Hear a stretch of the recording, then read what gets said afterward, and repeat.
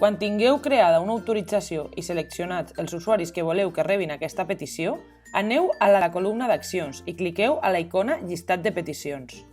Des d'aquí podeu veure el llistat d'autoritzacions d'un alumne, modificar els aspectes d'una autorització, com l'estat, les observacions, la verificació, el document i els signants, autoritzar o no autoritzar una petició, verificar o desverificar per confirmar que l'autorització que heu enviat a la família és vàlida. Esborrar una petició només si el seu estat és pendent. Descarregar-vos l'arxiu, si n'hi ha, que ha adjuntat la família.